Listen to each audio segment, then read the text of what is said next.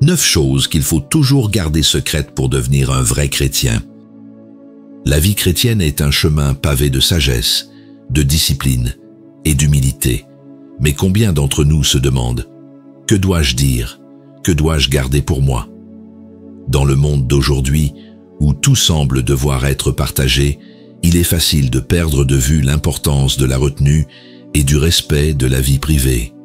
Mais avez-vous déjà pensé qu'il y a des choses profondément personnelles qui ne devraient jamais être révélées au grand jour? Imaginez un instant les moments les plus précieux de votre foi, vos prières les plus intimes, vos luttes spirituelles, vos actes de charité accomplis en silence. Ces trésors sont comme des perles précieuses, et Jésus lui-même nous l'enseigne. Ne donnez pas les choses saintes aux chiens, et ne jetez pas vos perles devant les pourceaux. Matthieu, chapitre 7, verset 6. Ces paroles ne sont pas seulement un avertissement, elles sont une invitation à cultiver un espace sacré, où seul Dieu peut travailler en secret. Vous arrive-t-il de vous épuiser à tout expliquer, à tout prouver, à tout partager? Pourtant, dans le silence, Dieu agit puissamment. Il voit ce que les autres ne voient pas.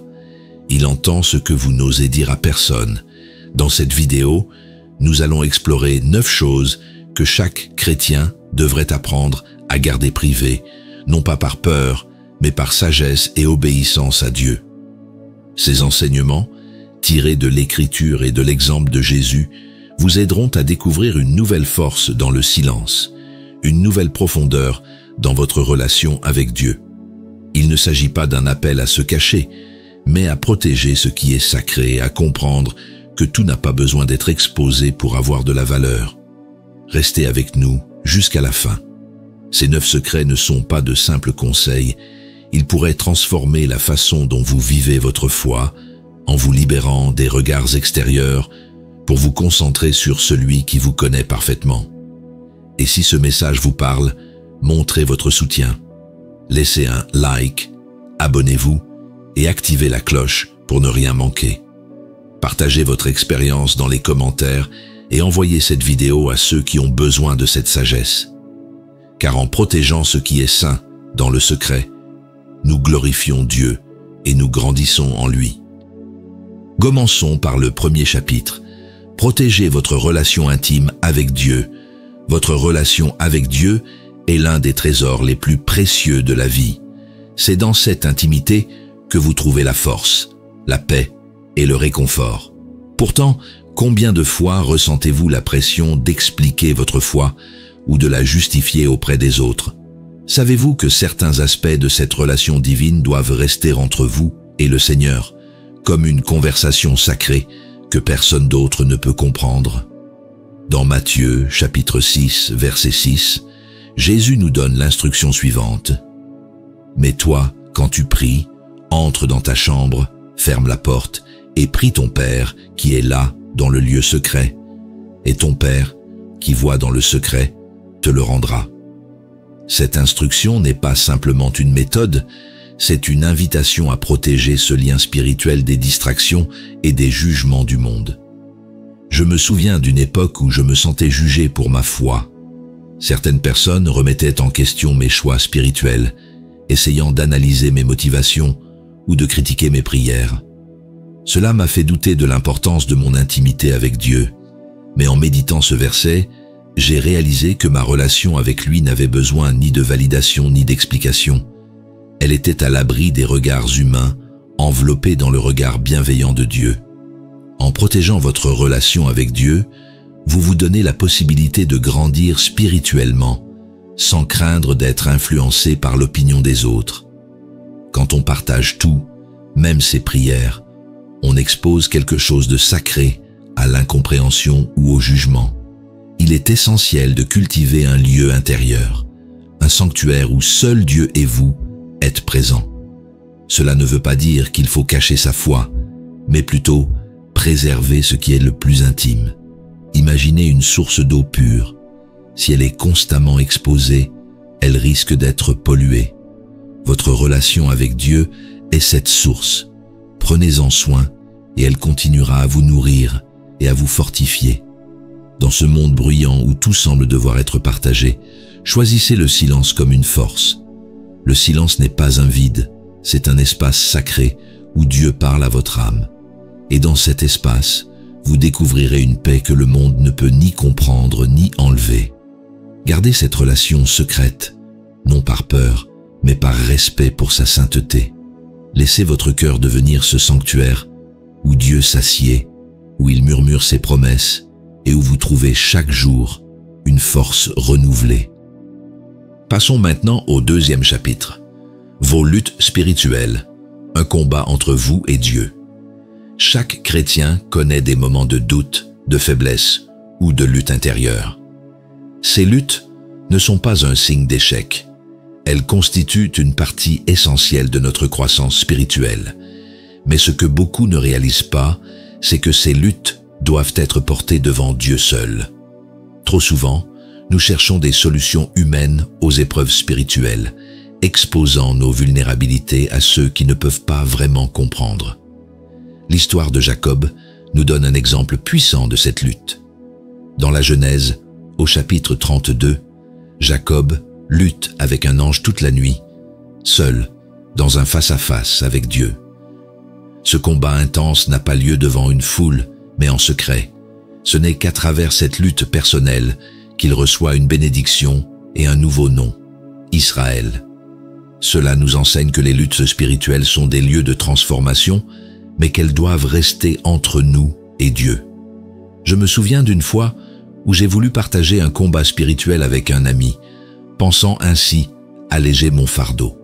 Mais son conseil, bien que bien intentionné, ne faisait que me détourner de la vraie solution, m'approcher de Dieu.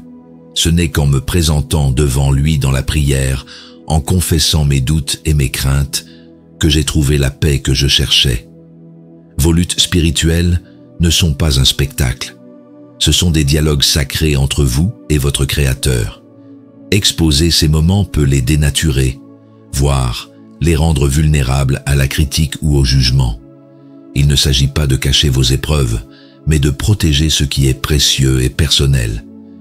Dieu vous invite à lui confier chaque fardeau, même ce que vous n'osez dire à personne. Comme il est écrit dans 1 Pierre chapitre 5, verset 7, « Déchargez-vous sur lui de tous vos soucis, car lui-même prend soin de vous. » Ces paroles rappellent que nos luttes ne sont jamais ignorées. Elles sont entendues et portées par celui qui nous aime infiniment. Rappelez-vous que vos luttes, bien que difficiles, sont l'occasion d'une transformation divine. Dans le silence de ces luttes, Dieu est à l'œuvre, vous façonnant pour que vous deveniez plus fort, plus sage et plus proche de lui. Gardez-les dans cet espace sacré et laissez sa puissance agir en vous. Abordons maintenant le troisième chapitre, les actes de charité, une gloire à rendre à Dieu seul. Faire le bien autour de nous est l'une des caractéristiques de la foi chrétienne, mais il est facile de tomber dans le piège de vouloir être reconnu pour ses actes, de rechercher une validation humaine plutôt que divine. Pourtant, Jésus nous enseigne une leçon cruciale. Nos bonnes actions doivent être accomplies en secret, pour la gloire de Dieu seul. Dans Matthieu, chapitre 6, verset 3, Jésus dit « Mais toi, quand tu fais l'aumône, que ta main gauche ne sache pas ce que fait ta main droite. » Ces mots nous rappellent que la vraie charité n'est pas un spectacle, mais une expression silencieuse de l'amour de Dieu. En gardant ces actes privés, nous protégeons leur pureté et restons connectés à la véritable intention qui les sous-tend, refléter la gloire de Dieu et non la nôtre. Il fut un temps où je partageais certaines de mes bonnes actions, pensant qu'elles inspireraient les autres. Mais au fil du temps, j'ai ressenti une perte d'authenticité. J'ai réalisé que ce partage déplaçait l'attention de Dieu sur moi. C'était une leçon douloureuse, mais nécessaire. Aujourd'hui, je garde ces moments entre Dieu et moi, et je ressens une paix bien plus grande, en sachant qu'il voit tout, même en secret. Lorsque vous aidez quelqu'un, que ce soit par un geste, une parole ou un soutien matériel, faites-le comme une offrande discrète à Dieu. Ne cherchez pas la reconnaissance des hommes, mais celle du Père céleste, qui vous récompensera en son temps. Car comme il est écrit dans Matthieu, chapitre 6, verset 4. Ton Père qui voit dans le secret te le rendra. Les actes de charité ne sont pas seulement des gestes, ce sont des prières vivantes, des témoignages silencieux de votre foi. En les gardant pour vous, vous permettez à Dieu d'en amplifier les effets, tant dans la vie des autres que dans la vôtre. Rappelez-vous que l'amour véritable n'a pas besoin de projecteur. Il travaille dans l'ombre, se transforme en silence et glorifie celui qui est la source de tout bien. Faites donc le bien, mais faites-le pour Dieu et pour Dieu seul. Explorons le 4e chapitre. Vos prières, un dialogue sacré avec Dieu. La prière est l'un des piliers de la foi chrétienne, un moment de communion avec Dieu, où nos cœurs s'ouvrent pour lui confier nos joies, nos peines et nos espoirs. Mais ces moments d'intimité spirituelle ne sont pas faits pour être partagés à la légère. Chaque prière, qu'elle soit murmurée dans le silence de la nuit ou criée dans l'urgence du désespoir, est un lien unique entre votre âme et le Créateur. Dans Matthieu chapitre 6, verset 6, Jésus nous enseigne « Quand tu pries, entre dans ta chambre, ferme la porte et prie ton Père, qui est là dans le lieu secret. » Ces paroles nous rappellent que la prière est un acte sacré, un espace protégé où Dieu entend ce que personne d'autre ne peut comprendre. Je me souviens avoir partagé une fois une prière personnelle avec un proche, pensant que cela renforcerait notre lien spirituel. Mais, au lieu de me sentir soutenu, je me suis senti mal à l'aise, comme si l'essence même de cette prière avait été altérée. Cela m'a appris que certaines choses sont censées rester entre Dieu et moi, un sanctuaire inviolable de foi et de confiance. En gardant secrètes vos prières personnelles, vous permettez à Dieu d'agir dans votre cœur sans l'interférence de jugements humains. Les mots que vous murmurez dans l'intimité de votre relation avec lui sont entendus, même s'ils vous semblent insuffisants ou maladroits. Car comme il est dit dans Romains, chapitre 8, verset 26, l'Esprit lui-même intercède par des soupirs inexprimables. La prière, lorsqu'elle est sincère et discrète, devient une conversation vivante avec Dieu. Elle n'a besoin ni de spectateurs, ni de validation. C'est une expression de votre foi, un acte d'amour qui grandit dans le silence. Rappelez-vous que Dieu ne s'intéresse pas à l'éloquence de vos paroles, mais à la sincérité de votre cœur. Entrez dans le lieu secret, parlez-lui comme à un père aimant et laissez-le transformer votre vie par ces échanges intimes et précieux. Approfondissons le 5e chapitre. Vos projets et vos aspirations, des graines à cultiver dans le secret. Dans un monde où le partage public est devenu la norme, il peut être tentant de révéler nos plans et nos aspirations pour être encouragés ou validés. Mais la sagesse biblique nous enseigne qu'il est souvent préférable de garder ses ambitions secrètes afin de permettre à Dieu de les protéger et de les faire mûrir selon son plan. Dans Proverbes, chapitre 16, verset 3, il est écrit « Recommande tes œuvres à l'Éternel, et tes projets réussiront. » Cette exhortation souligne l'importance de confier nos aspirations à Dieu avant de les exposer au monde. Je me souviens d'une fois où j'ai partagé un projet qui me tenait à cœur avec des personnes mal intentionnées. Leurs critiques et leur scepticisme ont ébranlé ma confiance et ralenti ma progression. Ce n'est qu'en revenant à Dieu, en déposant mes peurs et en gardant mes ambitions dans le secret de la prière, que j'ai retrouvé la force d'aller de l'avant. Vos projets, comme des graines fragiles, ont besoin de temps et de soins pour grandir. Si vous les exposez trop tôt, ils risquent d'être étouffés par le vent de la critique ou les attentes des autres. En les taisant, vous laissez à Dieu la possibilité de les nourrir, de les protéger et de les faire fleurir selon sa volonté. Cela ne veut pas dire que vous ne pouvez jamais partager vos rêves, mais choisissez soigneusement à qui vous les confiez. Car comme il est dit dans Matthieu, chapitre 7, verset 6, « Ne donnez pas les choses saintes aux chiens. Vos aspirations sont sacrées et elles méritent d'être traitées comme telles. Laissez Dieu être le premier à entendre vos projets, Offrez-les-lui dans la prière, demandez-lui de les guider et faites-lui confiance pour les transformer en quelque chose de beau et de durable. Continuons avec le 6e chapitre.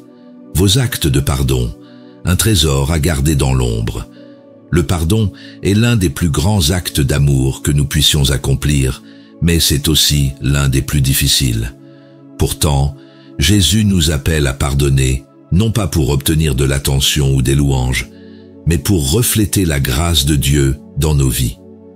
Dans Matthieu chapitre 6, verset 14, Jésus dit « Si vous pardonnez aux hommes leurs offenses, votre Père céleste vous pardonnera aussi. » Ce commandement nous rappelle que le pardon est une affaire de cœur, un acte entre nous, Dieu et la personne concernée. Je me souviens d'un moment où j'ai pardonné à quelqu'un qui m'avait profondément blessé. J'ai voulu partager cet acte avec d'autres, pensant qu'il serait une source d'inspiration. Mais au lieu de ressentir de la paix, j'ai ressenti de la fierté, comme si l'acte n'était plus authentique. C'est une leçon importante. Le pardon doit rester un geste intime, dénué de tout besoin de reconnaissance. En pardonnant en silence, vous laissez Dieu agir dans votre cœur et dans celui de l'autre. Le pardon, offert sans condition ni publicité, devient un témoignage puissant de votre foi et de votre confiance en la justice divine. Car, comme il est dit dans les Romains, chapitre 12, verset 19, « À moi, la vengeance, à moi, la rétribution, dit le Seigneur. » Gardez vos actes de pardon dans l'ombre, non par honte, mais par humilité. Permettez à Dieu d'en amplifier les effets, de guérir les blessures et de transformer les cœurs. Rappelez-vous que le pardon, bien qu'invisible aux yeux des hommes, est une lumière brillante dans le royaume de Dieu. En pardonnant en silence, vous devenez un instrument de sa grâce, un témoin vivant de son amour infini. Découvrons le 7e chapitre, vos combats avec le péché, un cheminement personnel avec Dieu. Le péché est une réalité universelle, une lutte constante dans la vie de chaque chrétien. Nous tombons tous, et il est naturel de chercher du soutien dans ces moments de faiblesse. Mais il y a une différence entre confier son cœur à Dieu et exposer ses luttes à ceux qui pourraient les comprendre ou les juger. Dans Psaume, chapitre 32, verset 5, David déclare « Je t'ai fait connaître mon péché, je n'ai pas caché mon iniquité. J'ai dit, je confesserai mes transgressions à l'Éternel, et tu as pardonné la faute de mon péché. » David nous montre que la confession doit d'abord être adressée à Dieu, car c'est lui qui pardonne et transforme nos cœurs. Je me souviens d'une fois où j'avais confié un combat spirituel à quelqu'un en quête de compréhension. Mais au lieu de trouver un encouragement, j'ai ressenti de l'embarras, comme si cette lutte intime avait perdu sa signification sacrée. Cela m'a appris que certains combats ne sont pas faits pour être exposés, mais pour être portés devant Dieu, dans le silence de la prière. Alors que vous luttez contre le péché, rappelez-vous que Dieu voit tout, sait tout et comprend tout. Il vous offre non seulement le pardon, mais aussi la force de vous relever, comme le dit l'Épître aux Hébreux, chapitre 4, verset 16. Approchons-nous donc avec confiance du trône de la grâce, afin d'obtenir miséricorde et de trouver grâce pour être secourus au temps de la détresse. Gardez vos batailles personnelles entre vous et Dieu. Laissez-le agir dans votre vie. Transformez vos faiblesses en force et vous guidez sur le chemin de la rédemption. En marchant avec lui, même les luttes les plus profondes deviennent des occasions de croissance spirituelle et de victoire. Abordons le 8e chapitre, les bénédictions reçues, un témoignage à partager avec discernement. Lorsque Dieu vous bénit, il est naturel de vouloir crier sa gratitude sur les toits, mais la Bible nous enseigne que toutes les bénédictions ne sont pas destinées à être étalées au grand jour. Certaines sont destinées à renforcer votre foi en secret, à glorifier Dieu en silence, plutôt qu'à être partagées pour impressionner ou attirer l'attention. Dans Luc, chapitre 1, verset 45, Élisabeth dit à Marie, « Heureuse celle qui a cru, car les choses qui lui ont été dites de la part du Seigneur s'accompliront. Marie, malgré la grandeur de la bénédiction qu'elle a reçue, a gardé dans son cœur ce que Dieu avait fait pour elle, méditant ces événements dans le silence et la prière. Je me souviens d'une fois où j'ai reçu une bénédiction inattendue. J'étais tenté de la partager immédiatement, mais en priant, j'ai senti que Dieu me demandait de la garder pour moi, au moins pendant un certain temps. Cela m'a appris à discerner quand et comment témoigner de ses grâces, sans diluer leur puissance spirituelle. Partager vos bénédictions peut être une source d'inspiration pour les autres, mais faites-le avec sagesse et humilité. Il ne s'agit pas de chercher à impressionner, mais de rendre gloire à Dieu. Comme il est écrit dans Matthieu, chapitre 5, verset 16, « Que votre lumière brille ainsi devant les hommes, afin qu'ils voient vos bonnes œuvres et qu'ils glorifient votre Père qui est dans les cieux. » Prenez le temps de remercier Dieu en silence pour chaque bénédiction.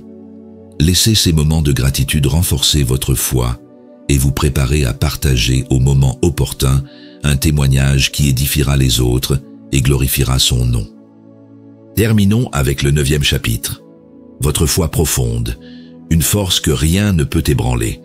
Votre foi est votre plus grande force, un don précieux de Dieu qui vous soutient dans les tempêtes et éclaire votre chemin. Mais cette foi, si elle doit être visible dans vos actions, ne doit pas être affichée comme une bannière pour impressionner ou prouver quelque chose aux autres. Elle doit d'abord s'enraciner dans le secret de votre relation avec Dieu.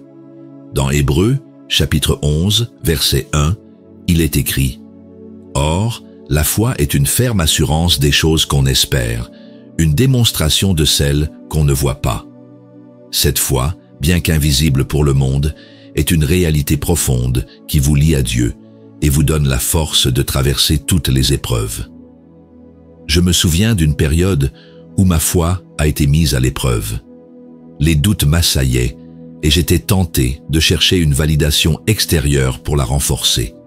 Mais en revenant à Dieu dans la prière et la méditation de sa parole, j'ai trouvé une force intérieure que rien ni personne ne pouvait ébranler. Votre foi n'a pas besoin d'être justifiée ou prouvée aux autres. Elle est un témoignage silencieux mais puissant de la présence de Dieu dans votre vie. En l'enracinant dans le secret, vous lui permettez de grandir et de s'épanouir, à l'abri des regards critiques ou distraits. Rappelez-vous que votre foi est un trésor sacré, un lien direct avec le Père Céleste. Nourrissez-la dans la prière, fortifiez-la par la parole et laissez-la illuminer votre vie. Comme il est écrit dans Proverbes, chapitre 3, versets 5 et 6. « Confie-toi en l'Éternel de tout ton cœur et ne t'appuie pas sur ton intelligence. Reconnais-le dans toutes tes voies et il aplanira tes sentiers. » Dans un monde bruyant, choisissez le silence comme force. Cultivez votre foi dans cet espace sacré et elle deviendra une lumière qui brille, même dans les ténèbres les plus profondes. Nous sommes arrivés à la fin de ce voyage spirituel, mais en réalité, ce n'est que le début d'un voyage plus profond et plus authentique.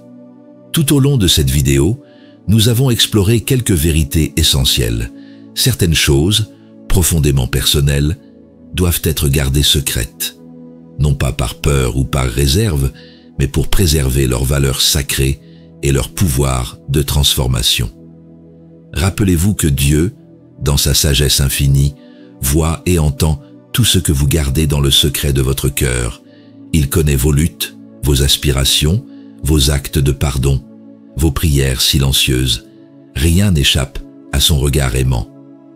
Dans Matthieu, chapitre 6, verset 4, Jésus promet « Ton Père qui voit dans le secret te le rendra ». Cette assurance divine doit devenir votre ancre, un rappel que chaque chose que vous gardez pour lui est un trésor entre vos mains et les siennes. Peut-être ressentez-vous encore des doutes ou des hésitations. Vous vous demandez comment vivre cette retenue dans un monde où tout semble devoir être exposé. Mais laissez-moi vous encourager. Le silence n'est pas une faiblesse, c'est une force. En gardant vos luttes, vos bénédictions et vos aspirations à l'abri des regards indiscrets, vous permettez à Dieu de les sanctifier, de les protéger et de les transformer en quelque chose de beau. Ce voyage vers le silence sacré n'est pas une privation, mais une invitation à une relation plus intime avec Dieu. Dans ce silence, vous entendrez plus clairement sa voix. Vous sentirez sa présence plus profondément. Vous découvrirez une paix que le monde ne peut ni donner ni enlever. Et dans cette paix, vous trouverez une force nouvelle, une joie nouvelle et une confiance inébranlable dans ses promesses. Vous voilà donc avec une nouvelle vision. Protégez ce qui est précieux, cultivez votre foi en secret et laissez votre vie témoigner de l'amour de Dieu sans avoir besoin de mots. Si cette vidéo vous a touché, abonnez-vous, activez la sonnerie pour ne manquer aucun message inspirant et laissez un like pour soutenir cette mission. Partagez votre expérience dans les commentaires, car vos mots peuvent être une lumière pour quelqu'un qui traverse l'obscurité. Et surtout, partagez cette vidéo avec ceux qui en ont besoin, afin qu'ils découvrent eux aussi la puissance du silence sacré et la richesse d'une vie vécue pour Dieu. Que la paix, la joie et la lumière divine vous accompagnent à chaque instant. Vous n'êtes jamais seul. Dieu marche à vos côtés, à chaque pas, à chaque souffle, à chaque silence.